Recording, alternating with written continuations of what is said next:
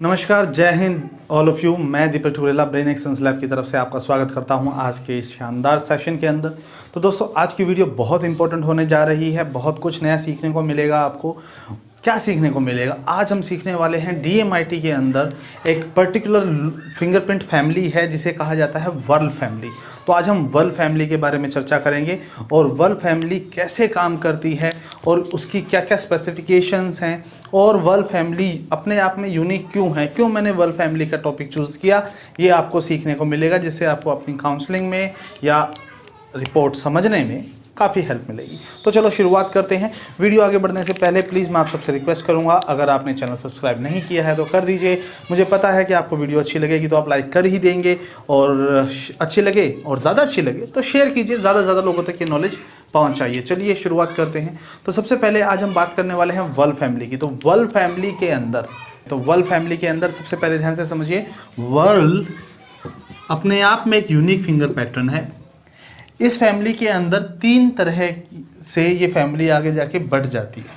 ठीक है, इसको ऐसे समझ सकते हैं कि एक परिवार का मुखिया है, उसके आगे जाके 3 बच्चे होने वाले हैं। एक बन जाता है आपका पर्सनैलिटी टाइप के अंदर। मैं इसको थोड़ा सा रेलेवेंट ले लेता हूँ। पर्सनैलिटी टाइप के अंदर जहाँ पे 2 सेंटर होंगे, 2 डेल्टा होंगे, 2 सेंटर 2 डेल्टा वर्ल फैमिली में। इसे पर्सनैलिटी टाइप में आउल पर्सनैलिटी के अंदर कंसीडर किया जाता है। आउल, कंप्लायंट, कंप्लेंस, ये इस पर्सनैलिटी के अंदर काउंट किया जाता है। वर्ल में दूसरा आ जाता है जहाँ पे 1 सेंटर होगा और 2 डेल्टा होंगे। तो 1 सेंटर और 2 डेल्टा हमारे वर्ल फैमिली के अंदर जब हो जाते हैं तो उसे पर्सनैलिटी में ईगल पर्सनैलिटी कहा जाता है। Eagle personality, dominant personality. जब आप डिस्क प्रोफाइल के अंदर कैटेगराइजेशन देखेंगे तो वहाँ पे ईगल आउल आपको दिखा हुआ मिलेगा। तो वर्ल में अगर 1 सेंटर और 2 डेल्टा मिलते हैं या 2 सेंटर और 2 डेल्टा मिलते हैं तो वो कहलाएंगे तो वर्ल से, बट उनकी फैमिलीज़ में एक सिंपल सा एक ऐसे डिफ्रेंशिएशन आ जाएगा। ये समझ सकते हैं कि ये बाप है, ये उनके 2 अलग अलग बच्चे हैं और दोनों अपने आप में अलग हैं। दोनों की अपनी अपनी प्रॉपर्टीज़ हैं, दोनों के अपने अपने कैरेक्टरिस्टिक्स हैं, क्वालिटीज़ हैं, डिसक्वालिटीज़ हैं, स्ट्रेंथ्स हैं, वीकनेस हैं, सबकी अपनी अपनी अलग होती है। तो आउल पर्सनैलिटी को समझने के लिए भी हमें वर्ल्स में ही होके गुजरना पड़ेगा। ईगल को समझना है तो भी वर्ल में। अब क्योंकि दोनों निकले एक ही परिवार से हैं, जीन्स DNA दोनों का एक ही है, तो बहुत हद तक चीज़ें आपस में मिलती हुई मिलेंगी। इस वजह से कई बार कन्फ्यूजन हो जाता है, बहुत हद तक कन्फ्यूजन हो जाता है। ठीक है, तीसरा इसके अंदर आ जाता है। ये एक्चुअली होता तो इसका ही सब पार्ट है। ठीक है, होता इसी का सब पार्ट है, ये अलग से नहीं निकलता, होता इसी का सब पार्ट है, लेकिन इसमें क्वालिटीज अलग हो जाती हैं। वो है पीकोकाई।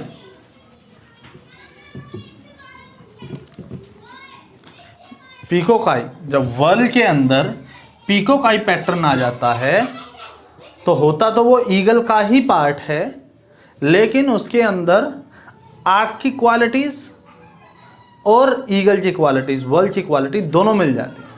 इसमें आर्क फैमिली भी मिली हुई है। ओके, आर्क फैमिली तो आप ऐसे समझ सकते हैं, इसको वर्ल था, ये वर्ल की ही औलाद, लेकिन इसको आर्क ने गोद ले रखा था। तो इसमें आर्क के कैरेक्टरिस्टिक्स भी आ गए और ईगल के कैरेक्टरिस्टिक्स भी आ गए। ये दोनों आपस में एक साथ काम करते हैं। ये इन दोनों से अलग है। आउल कैरेक्टरिस्टिक्स जो हैं ये इन दोनों से अलग होता है। अब जब वर्ल फैमिली को आप पढ़ेंगे तो उसके अंदर कई बार ऐसा सुनने को मिलता है कि हम एक ही पैटर्न को स्टडी किए जा रहे हैं और सारी बातें एक जैसी मिलती हुई दिखाई देती हैं। ऐसा लगता है कि ये तो पिछले वाली रिपीट हो रही हैं, फिर वही रिपीट हो रही हैं। तो रिपीट नहीं होता। आप बेसिक समझिए कि जो बेस कैरेक्टरिस्टिक्स हैं वो तो वर्ल का है। वर्ल का एक अपना कैरेक्टरिस्टिक्स है। मान लीजिए एक प्रॉपर्टी है, 1 एकड़ ज़मीन है, तो इसकी 1 एकड़ है पूरी, है तो वही ज़मीन ना, जगह तो एक ही रहेगी, गाँव एक ही कहलाएगा, शहर एक ही कहलाएगा।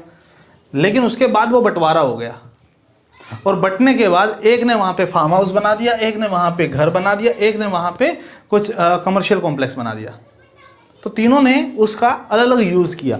तो इस तरह से जब हम इसको वर्ल को पढ़ने लगेंगे तो अलग अलग पढ़िएगा। आप बिल्कुल ऐसे समझिएगा कि वर्ल फैमिली है तो एक को अगर मैंने याद कर लिया तो दूसरा बिल्कुल वैसा ही होगा। लूप में बहुत हद तक सिमिलर रहता है, आर के अंदर भी बहुत सारी बातें मैच करती हैं, लेकिन वर्ल के अंदर डिफ्रेंशिएशन हो जाता है कि आउल की जो कैरेक्टरिस्टिक्स हैं उसमें बहुत बदलाव होता है। बेस बेसिक सेम रहेगा लेकिन बहुत हद तक बदलाव रहेगा।